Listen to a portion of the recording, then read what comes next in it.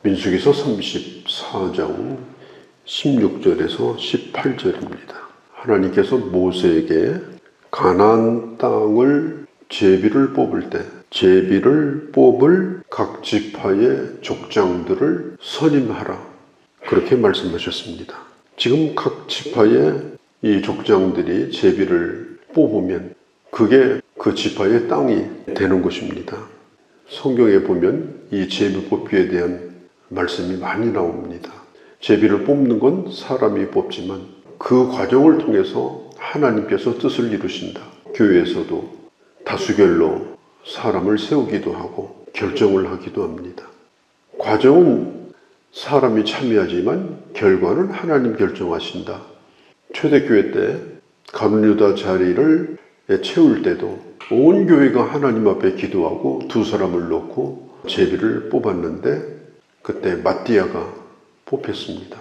객관적으로 보면은 오히려 부족한 사람인데도 뽑혔고, 또 마띠아는 뽑힌 뒤로 단 한 번도 또 사도행전에 나온 적이 없어요.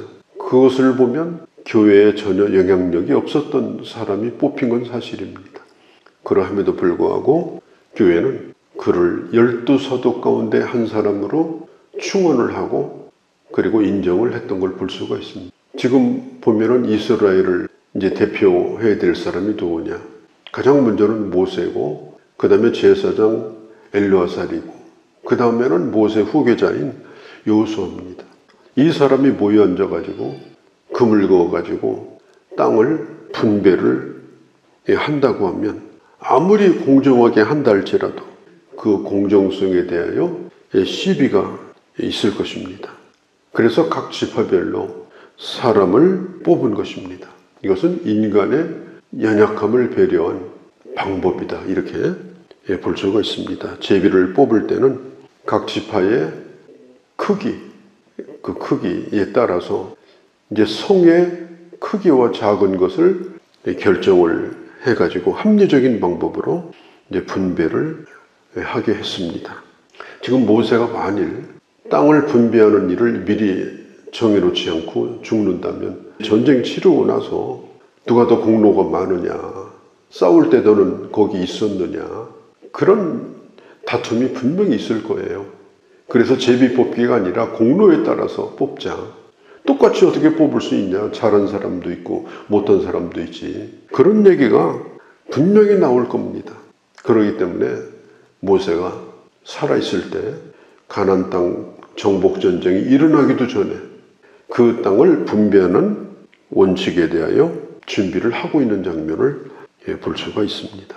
우리가 하나님의 일은 하나님의 뜻대로 되어지지만 그 모든 되어지는 과정이나 또 우리가 준비하는 일들, 이런 것들은 지혜롭게 잘 준비하고 그 일을 처리하는 것이 참 중요하다.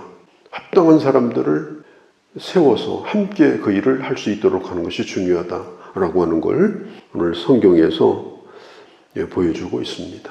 오늘은 이 기업에 대한 얘기를 좀 드리려고 합니다. 17절에 땅을 기업으로 나눌 자, 이렇게 말하죠. 그 다음에 18절에도 기업의 땅을 나누기 위하여, 29절에 보면 가나안 땅에서 이스라엘 자손에게 기업을 받게 할 사람들이다, 이렇게 말하고 있습니다. 기업에 대한 이야기입니다.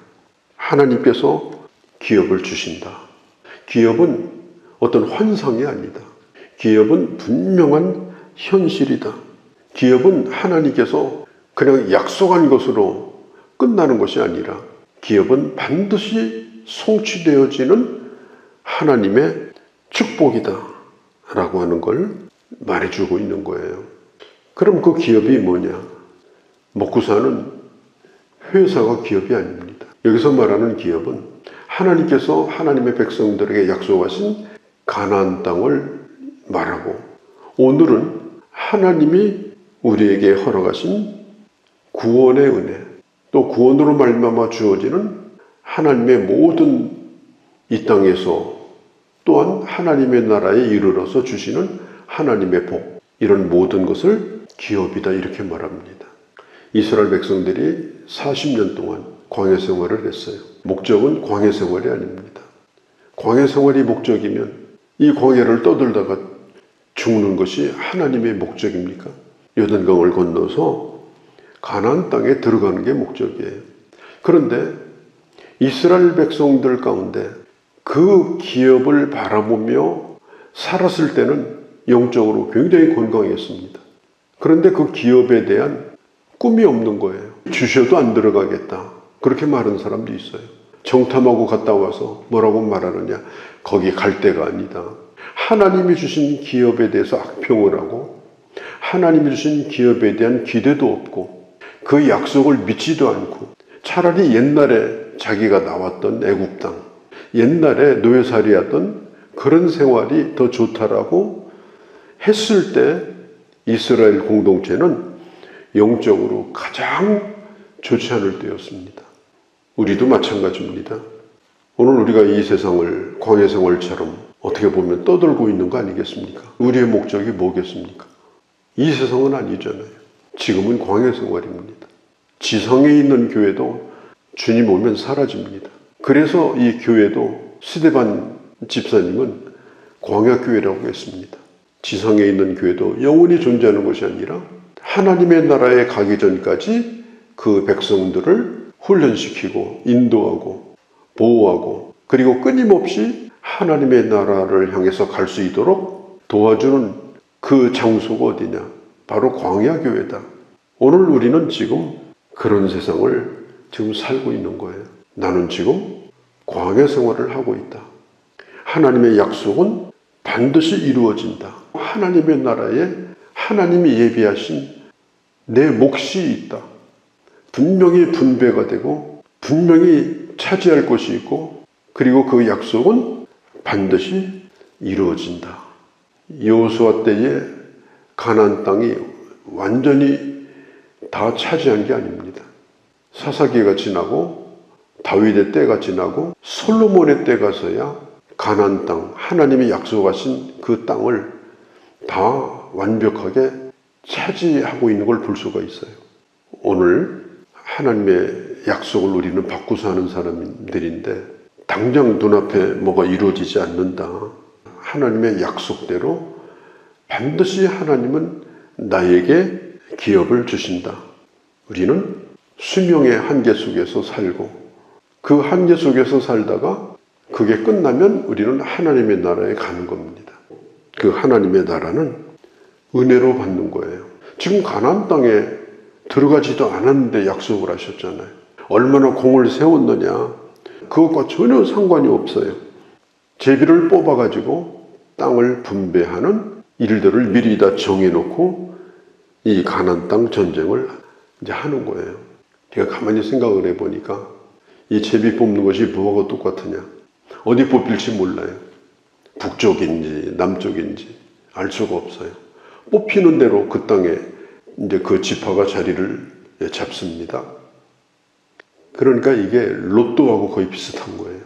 내가 로또를 한 장 뽑았는데 100억짜리가 됐다. 자, 우리가 이 세상을 살면서 우리 인생의 가장 큰 로또가 뭐냐? 하나님의 선택을 받아서 하나님의 자녀가 된 겁니다. 내게 자격이 없어요. 또 이 세상에서 뭐 선한 일을 해서 전혀 아닙니다.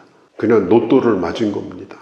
하나님께서 우리를 선택하셔서 성령을 보내주셔서 예수 그리스도를 믿어지게 하시고 또 그 성령께서 나를 떠나지 아니하시고 나와 세상 끝날까지 함께 하시며 그 구원의 확신을 계속해서 붙들어 주시고 로마서 8장에 있는 것처럼 끊임없이 하나님을 아바 아버지라 우리로 하여금 부르짖게 하시고 사도 바울이 에베소서에서 기도한 것처럼 이제 우리는 이 바울과 같은 기도가 필요합니다.